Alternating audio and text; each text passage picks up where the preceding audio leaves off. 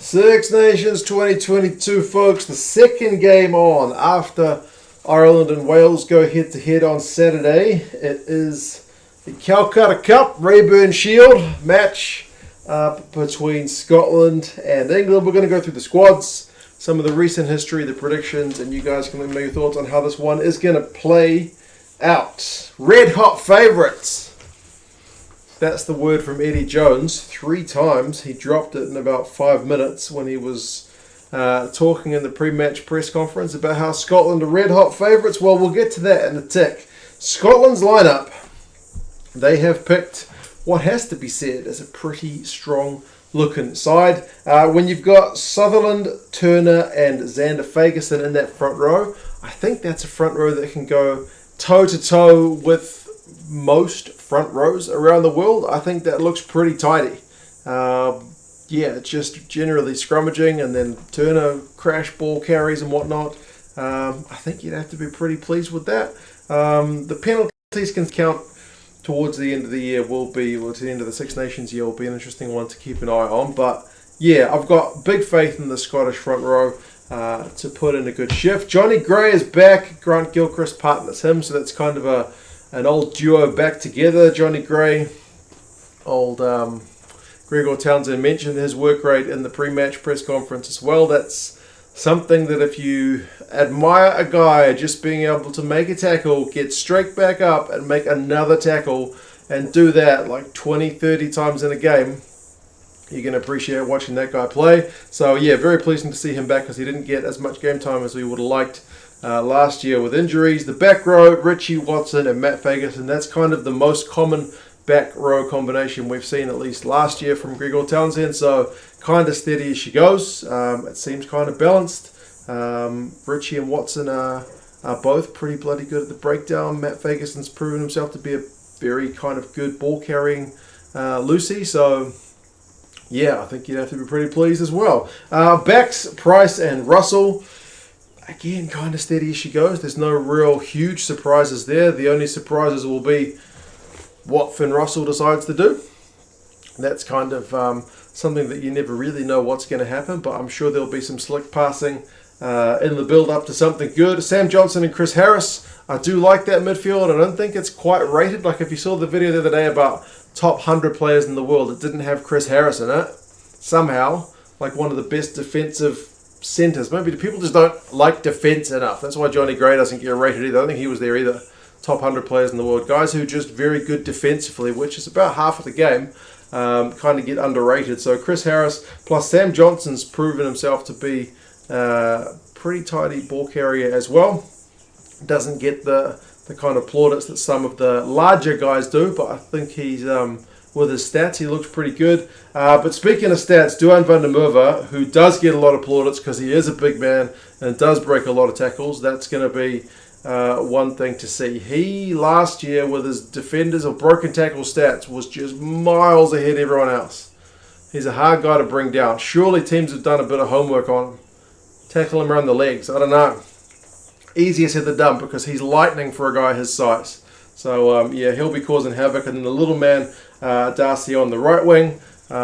He's a little pocket rocket as well, very agile. So yeah, plus with Hogg at the back, one of the other best guys in terms of cracking up run meters and big old boot and broken tackles as well. So yeah, it's a pretty good, maybe Scotland are red hot favourites. It's a pretty good looking starting 15, man. McInally, Schoeman and Nell are the front row replacements, also pretty tidy.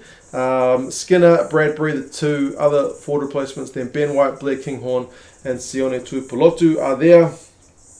In terms of bringing Ben White in, and head of like Ben Bellicott, who's also been in cracking form, Gregor Townsend said he's better suited to this style of game. So we'll see I guess he thinks things are maybe going to be a bit tighter, but we'll kind of have to wait and see. It's Blair Kinghorn, if he has to cover 10 for a long period, will be an interesting one.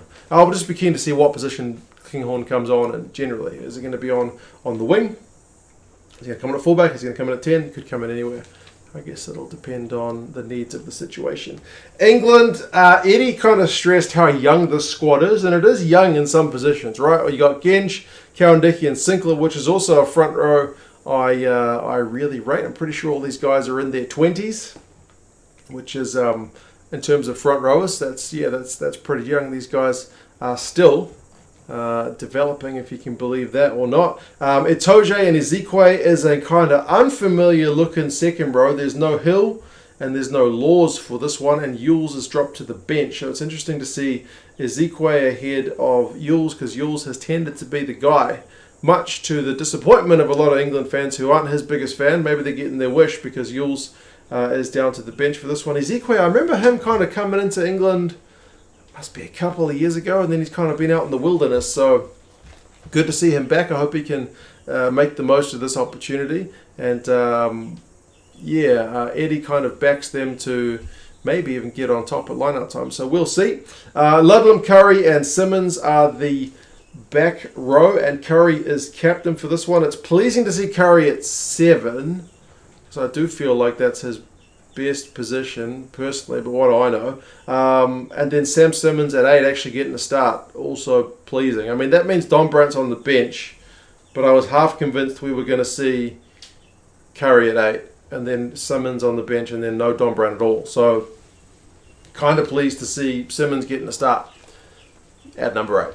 So yeah, happy days for that. But remember, with Laws out, it means maybe Eddie's kind of had to rejig things the way he maybe wouldn't have liked it. Plus, there's no Underhill as well. So yeah, we'll kind of have to wait and see how that goes through the remainder of the tournament. But personally, I'm pleased to see Tom Curry in at 7. Bit of pressure on him to do a job as captain, and Ludlam kind of inexperienced in terms of international level. But yeah, we've seen him in pretty good form for his club. So tidy. Sam Simmonds from the 5 metres out, man, he's going to be very hard to stop if he gets a chance. Ben Youngs and Marcus Smith is 9-10. Remember, Farrell's out for the tournament, so that's an interesting mix of the experienced guy in Youngs and then the kind of youngster in Smith. But Smith's a guy who kind of took to international rugby like duck to water, so he should be all right. Slade and Daly is the midfield. Interesting. Yeah, Daly's... he plays anywhere, doesn't he? I don't know if I've seen Daly play for a while. And to chuck him in at 13, yeah, could be an interesting one. When I say interesting, I'm just... yeah, I'm keen to see, like, if they run at Daly, they might get some joy. But, yeah... I like Daly as a player, but it's just, what's his best position? You guys will probably know better than me. I've seen him kind of chucked all around the shop, and I guess with injuries, they're kind of not helped in terms of the selections. Like Tuipulotu's still not fit, and then some of their wingers were kind of unavailable. May and Watson are not fit, so Marchant's out on the wing, which is maybe another one of the midfield options. Malins is there on the right wing, and Steward's there at 15, so you kind of got a couple of guys who are good at playing fullback as well, plus Daly. So you got heaps of guys who could jump in at 15. Wouldn't surprise me to see kind of Eddie positionally switch guys around no matter what the jersey numbers on their back. We've seen them do that with Tuipulotu named on the wing, but essentially playing in the midfield. Steward, jumping out to the wing at times. So yeah, it's going to be a curious one to watch. Half the time I don't know what's going on with Eddie Jones's picks. I'm still just obsessed with Curry at 7. George, Marler, and Stuart is the front row replacements. It's good to see Marler, because he had COVID, come back so quickly. He was kind of doubtful, but I think the squad is better for him having him there. Yules, like I mentioned, and Dombrand are your two other forward replacements. Then Randall, George Ford, and Jack Noel your other back replacements. So Jack Noel for the Chiefs has been in phenomenal form, so that's a pleasing recall for him, even if it's not a start. So yeah, England without a fair few of their big guns, and apparently is naming the Scots as red hot favourites multiple times. Well, the bookies don't say so. The bookies have actually got England as favourites, but not by a heck of a lot. If you look at the last 5 games between these sides, it's pretty tight stuff. 2 wins for each side, plus the draw at Twickenham in 2019 at 38. All glorious game that one was. But the last one was a lot more of an arm wrestle. 11 points to 6. That was last year at Twickenham. Scotland kind of got that famous win. So, yeah, the last couple of games, 11-6 to Scotland and 13-6 to England. Both sides getting the away win. Have been pretty tight affairs. Average score across the last 5 is 26-20 to England, and like I said, the bookies 1 point. England are favourites, and the Rugby Forecast algorithm 4 points. England are favourites. So despite what Eddie says, the bookies and the algorithm have got England as the favourites, not Scotland. But when I look at the squads, it doesn't look like there's much in it. It is kind of a rejigged England side, and the Scotland side certainly looks a lot more stable. But anyway, we will kind of have to wait and see. If you think you know how it's going to go, we've got a Super Brew pool going. Predictions game, it's free. Jump on if you want to show us what you got. You got a couple of days now to register before the tournament starts, and you'll be behind. And if you're looking to watch the games, this one is on the BBC in the UK. For those of us outside the UK or wherever it's being shown free to air, VPN, iPlayer, BBC, live on demand. Happy days, that works. Link in the description. Express is an affiliate of the channel. I use them since I was living in China because it's just a useful service to have. But anyway, you guys let me know what you reckon. Do you think Scotland should be favourites for this one at home with that Murrayfield crowd behind them? Or do you think the weight of kind of tradition, I guess, of like Six Nations success is behind England for this one? It really looks like it could go down to the wire. Ben O'Keefe is the ref. It's on at 4:45 local time, which makes it 5:45 in the morning over here in NZ, so I should be able to get up for this one live. Anyway, you guys let me know what your thoughts. Take care, and I'll talk to you guys again soon. See you later.